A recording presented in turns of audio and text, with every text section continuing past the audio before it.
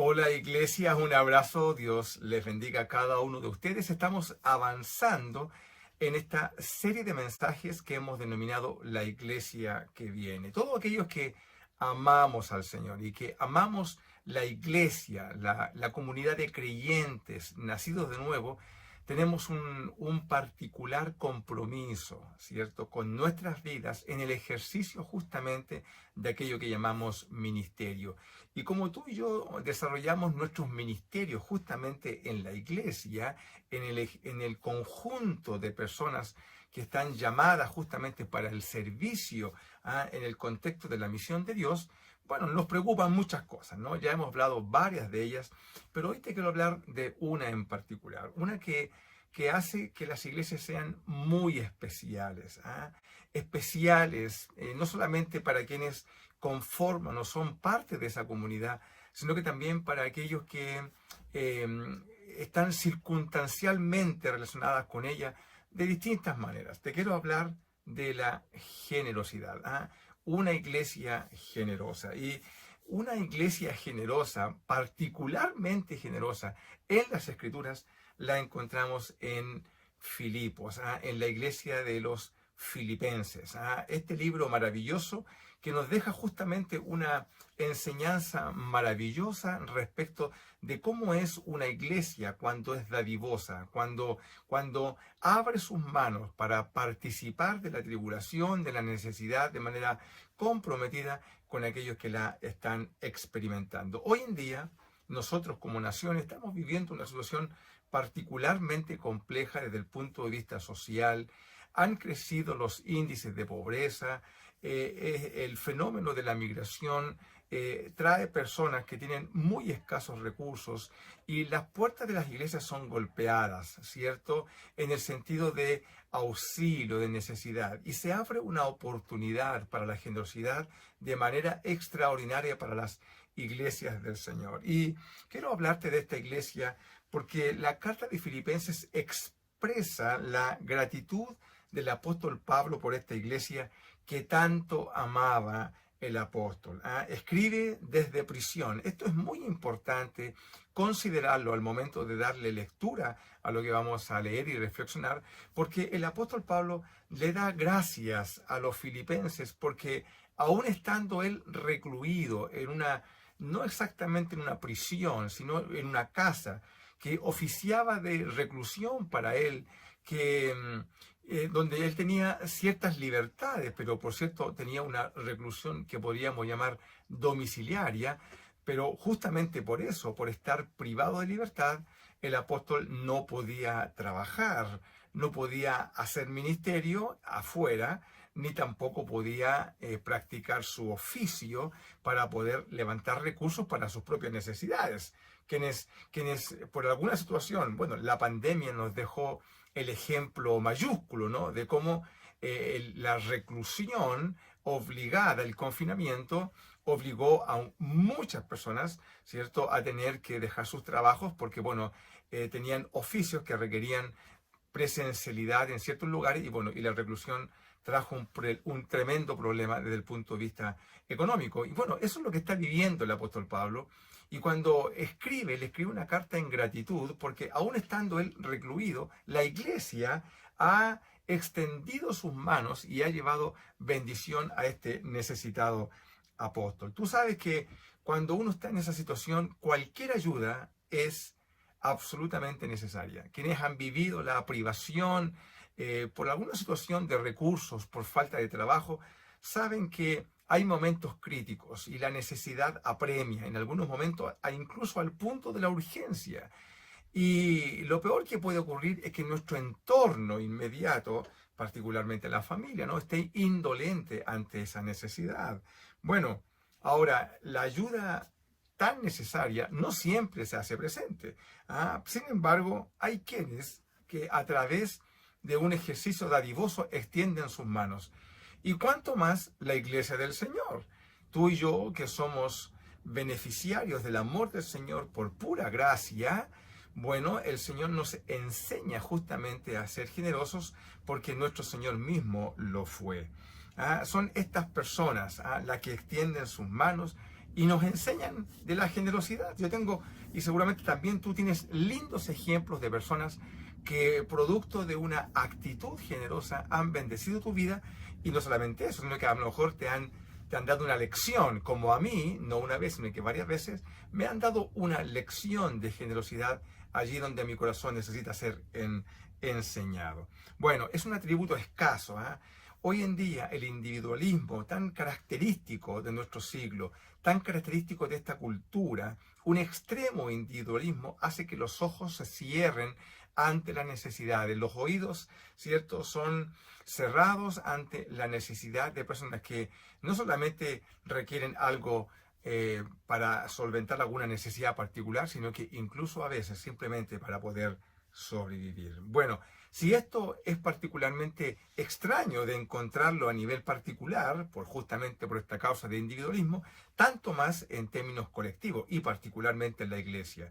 Yo puedo decirte que la generosidad no es un atributo que uno pueda encontrar de manera permanente y constante en las iglesias. En general, las iglesias adolecen del mismo sentir individualista, en el sentido que buscan satisfacer sus propias necesidades, cerrando los ojos a veces a las necesidades extremas, incluso que pueden haber dentro de ella misma. Bueno, ¿cómo es una iglesia generosa? Vamos a ir al libro de Filipenses en el capítulo 4, donde el apóstol ya está cerrando esta carta para expresar juntamente esa gratitud. Y luego de poner contexto en la situación que él está viviendo y también ofreciendo principios bíblicos para que esta iglesia fuera mejor fundada, o mejor dicho, que pueda crecer en el fundamento sobre el cual fue plantada de manera correcta desde el punto de vista doctrinal, el apóstol pasa a la parte práctica de la carta, que es justamente el cierre de ella, donde hace referencia a eso, a la mano dadivosa, a los brazos abiertos de esta iglesia que no escatimó oportunidad para poder bendecirlo. El versículo 10 de Filipenses 4 dice: en gran manera me gocé en el Señor de que ya al fin, dice, habéis revivido vuestro cuidado de mí. Dice el apóstol Pablo: por fin me alegro, cuánto me gozo. Claro, Pablo está recluido en Roma, y le llega una ofrenda a su propia casa, que recuerda que es un lugar de reclusión. Le llega una ofrenda y el apóstol Pablo se llena de alegría, no solo por la ofrenda en sí, que ya es una causa de alegría, sino que porque viene de la mano de una persona que representa una iglesia, a Epafrodito, que representa a los filipenses, y viene con una ofrenda para él. Y Pablo se alegra mucho y dice: ya que al fin habéis revivido vuestro cuidado de mí. Las iglesias generosas son iglesias que tienen cuidado por los suyos. El cuidado, es decir, se ocupan, no solamente se preocupan de la necesidad de los hermanos y oran por ellos, sino que se ocupan de intentar auxiliar esa necesidad. Santiago nos habla de esto, ¿no? ¿Cómo puedes tú ir donde un hermano que tiene necesidad y bueno, vas a orar por él, pero no le vas a tender la mano? Mire qué interesante, no solamente es pasar de la preocupación o de la oración, sino que también a la acción. Recuerdo hace algunos años, predicando sobre esto, acuñamos un término en la iglesia, una palabra ficticia, por cierto, pero que quería unir la oración con la acción, ¿ya? Y le pusimos oración. Obviamente lo que queríamos explicar con eso es justamente el principio de Santiago, ya, de acompañar a la oración, en este caso generosa, ya, y la preocupación por ello en la acción de tender la mano. Bueno, las iglesias generosas se ocupan y cuidan de los suyos, se ocupan de sus necesidades, ya, porque la iglesia está constituida de personas que tienen necesidades. Hermano, tú te sorprenderías. Yo a veces le digo a los hermanos en mi iglesia: ustedes se sorprenderían de aquellos hermanos que reciben una ofrenda de la iglesia, porque uno ve lo que nuestros ojos ven, ¿no? Pero tú no conoces la realidad profunda que viven algunas personas, ¿sí? Bueno, el contexto nos muestra que esta práctica era habitual en los filipenses. Es decir, ellos no comenzaron esto a hacerlo de manera puntual, sino que constantemente esta iglesia, según el contexto que se lee, es una iglesia que está en auxilio permanente de las necesidades de aquellos que son los suyos. Con seguridad, esta iglesia también tenía sus propias necesidades, como cualquier iglesia, pero esta iglesia, eso no le impedía tender la mano. De hecho, el contexto nos muestra que esta iglesia en sus orígenes, como todas las iglesias, era pequeña. Y seguramente también tenía muchas necesidades propias del crecimiento primario, inicial de esta iglesia. Pero eso no fue impedimento. Mira qué importante. A veces pensamos que porque somos una iglesia pequeña y tenemos muy pocos recursos, no podemos tender la mano. Yo creo que esto es algo que tú y yo debemos reflexionar, ¿ya? Porque una iglesia de manos abiertas es una iglesia bendecida según el principio del Señor. Así que la primera característica de una iglesia generosa es una iglesia que tiene cuidado de los suyos. En este caso, de aquellos que son parte de su comunidad, pero también el apóstol Pablo, que él no era un miembro, podríamos decirlo, de la iglesia de Filipenses, pero fue su fundador, ¿cierto? Estuvo ahí en el día 1 y estuvo trabajando con ellos. Y bueno, y la iglesia tiene gratitud justamente con aquellos que son parte de aquellos que formaron, ¿no?, la iglesia en sus orígenes. Aquí tú y yo podríamos pensar no solamente en aquellos que hoy día son parte de nuestra comunidad, sino que también de hermanas, hermanos, pastores, qué sé yo, que sirvieron en algún momento en nuestra iglesia y están viviendo una necesidad y la iglesia no es indolente ante ellos, sino que extiende su mano. Alguien podría decir, no, pero no son miembros de la iglesia. Querida, querido, la extensión de gracia no tiene este freno, no debería esto ser un impedimento. Simplemente en cuanto a honra, dice la palabra del Señor, bueno, honrémonos ya y preferémonos los unos a los otros. Y en este sentido, creo yo que es muy importante siempre que la iglesia mantenga un testimonio permanente de generosidad con aquellos que justamente han servido en medio suyo, incluso más allá. Porque la práctica de servir y de ayudar y de extender la mano no debe solamente limitarse a aquellos que son parte de la comunidad, sino que también de fe, me refiero, sino que también de aquellas personas que por alguna necesidad, ¿cierto?, llegan a golpear nuestras puertas. Mira, a veces la gente piensa que la única lugar donde pueden ayudarlos es una iglesia. No hay otro lugar. ¿Cuántas veces a nuestra iglesia han llegado personas un día domingo que nos ven ahí cantando, ¿cierto?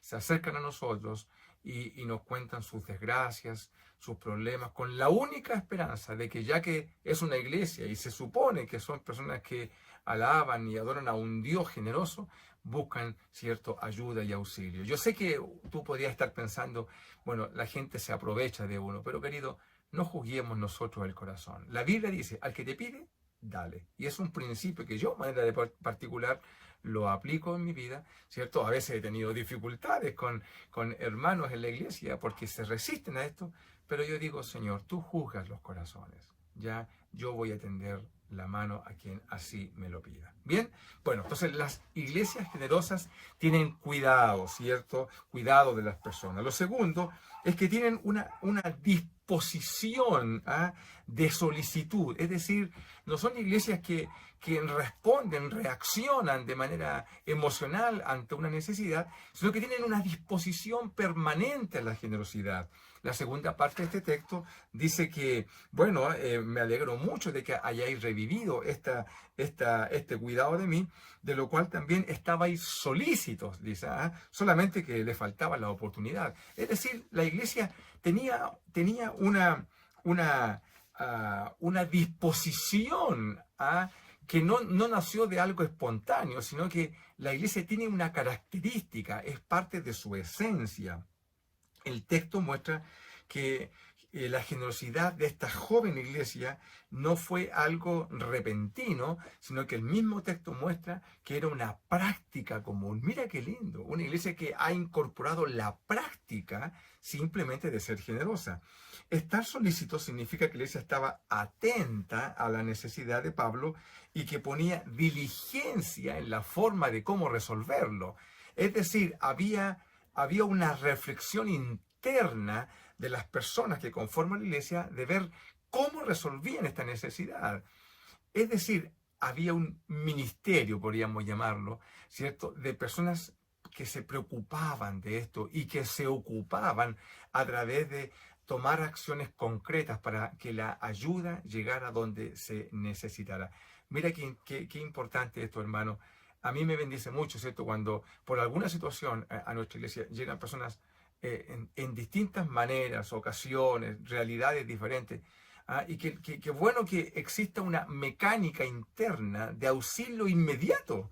¿Ah? No decirle, puedes venir mañana, puedes venir pasado mañana. Eso podría significar que la persona a lo mejor no va a comer en un día, ¿cierto? O que los niños de esa persona ese día no tendrán sus recursos. En fin, no lo sé.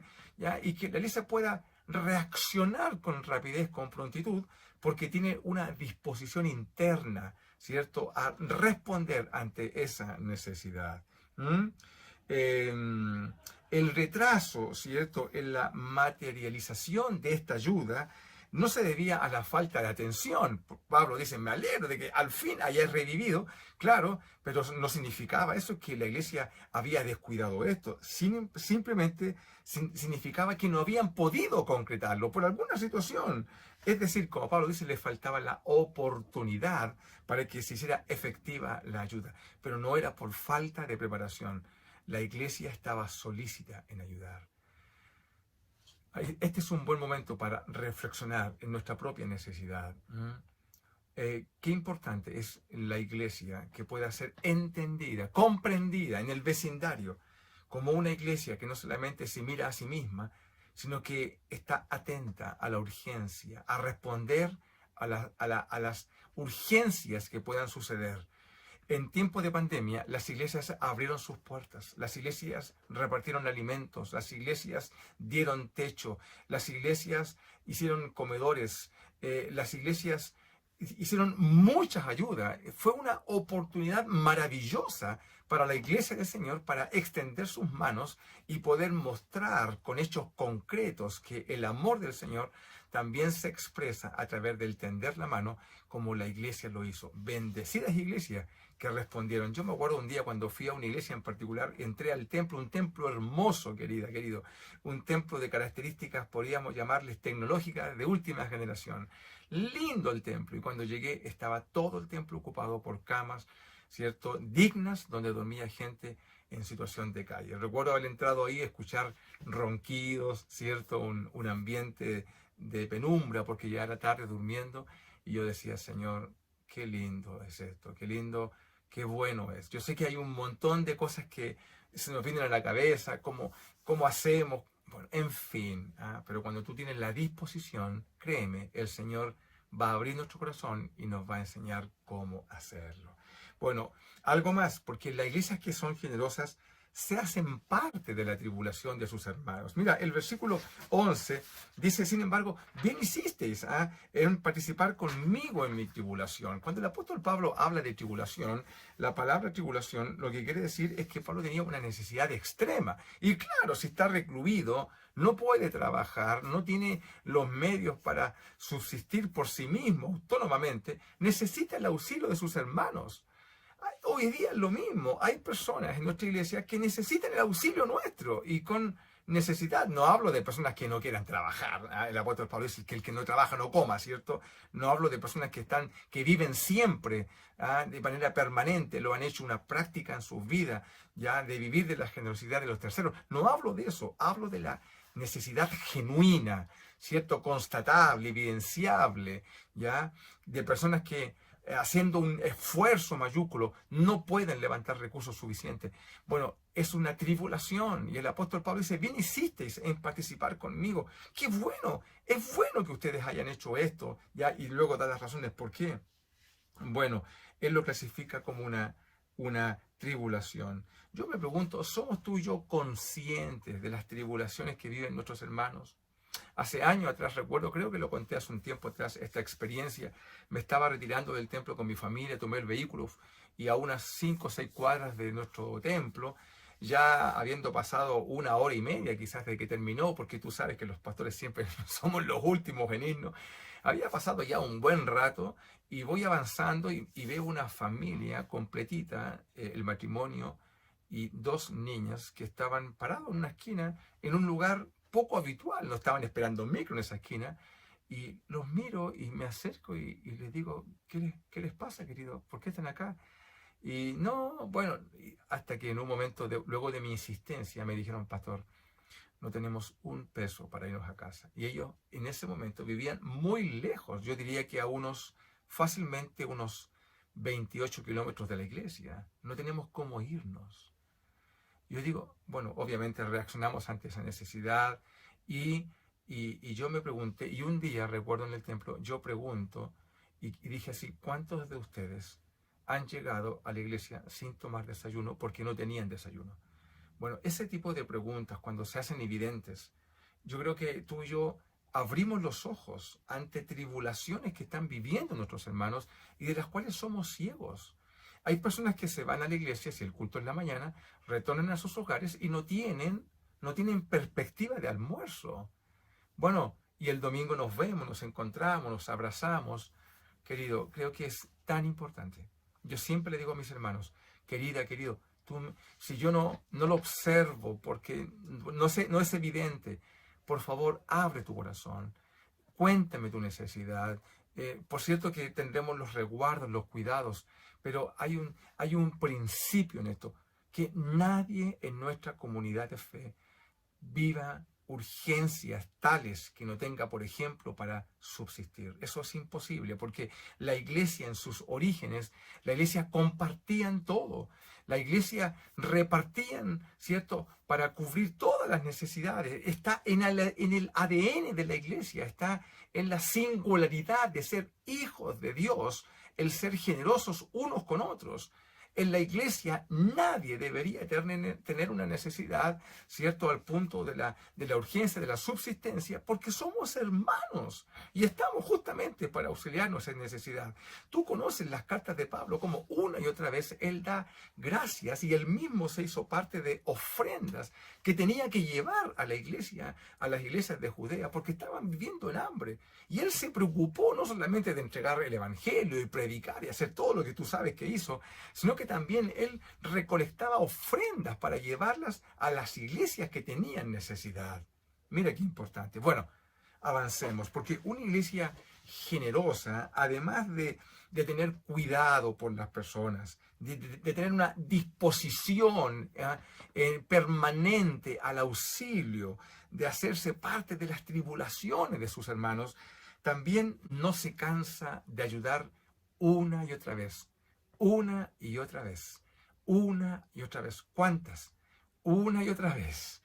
El apóstol Pablo dice en el versículo 16 de Filipenses 4, dice que pues aún a Tesalónica, cuando el apóstol Pablo, ¿cierto?, salió de Macedonia en este viaje misionero, cuando la iglesia es fundada y luego pasa a Tesalónica, dice incluso hasta allá, cuando fui a Tesalónica, dice, me enviasteis una y otra vez para mis necesidades. Pablo tenía necesidades y la iglesia recién fundada, esto es impresionante, una iglesia pequeña, ¿ah?, desde el día 1 comenzó a enviar ofrendas para el apóstol Pablo porque entendían que el ministerio de él, para poder hacerlo de manera dedicada, tenía que ofrecer tiempo que podría haberlo consumido en trabajar ¿cierto?, y en levantar recursos para subsistir, para vivir. No, dice, la iglesia le ofrendó para que él pudiera dedicarse al ministerio. Bueno, y cuando no pudo hacerlo, Pablo, por cierto, tuvo que trabajar, ¿no?, con sus propias manos, como tú y yo lo hacemos siempre, ya, porque no siempre está la ofrenda, el auxilio en este sentido. Bueno, una y otra vez. Es decir, son iglesias que no se cansan de ayudar.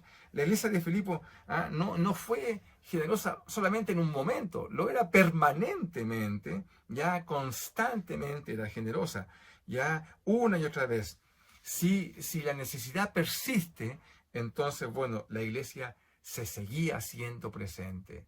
Y hay necesidades. Yo recuerdo hace un tiempo atrás en nuestra iglesia tuvimos una situación muy compleja de una hermana que llevaba muy poco tiempo en la iglesia, pero comenzó a sufrir violencia intrafamiliar. En realidad venía sufriendo hace mucho tiempo, pero ella lo callaba, como muchas mujeres, ¿cierto? Lo viven de distintas maneras. No solamente violencia física, aunque en este caso lo había, incluso al punto del femicidio.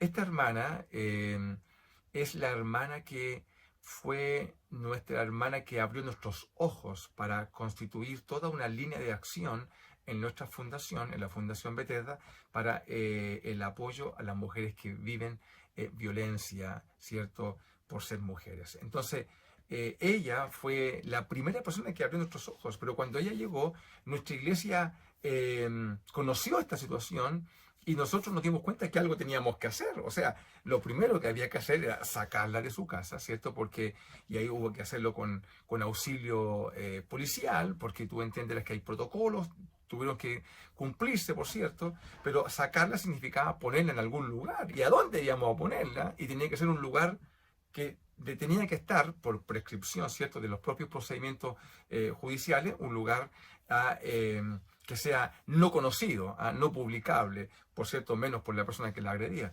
Bueno, la iglesia tomó una decisión y nosotros le pagamos un arriendo completo, y no fue un mes, fueron varios meses, en realidad fueron 6 meses y después fue un poquito más, dándole tiempo a esta persona primero para instalarse y segundo para poder comenzar a reubicarse y rearmarse de nuevo, ¿cierto?, para poder suplir sus propias necesidades. Ella trabajaba toda la vida, pero ya no podía volver al trabajo de antes, tú entenderás, ¿no?, porque era ubicable. Bueno, todo esto muestra que hay un trabajo interno en la iglesia, ¿ya? Y que esto implica auxiliar y ayudar, porque la iglesia debe ser de brazos abiertos, porque tiene que estar en la esencia del dar, ¿cierto? Si el Señor dio a su propio Hijo, bueno, el acto de generosidad viene desde Dios mismo, cuanto más la iglesia, ¿cierto?, debe responder frente a ello.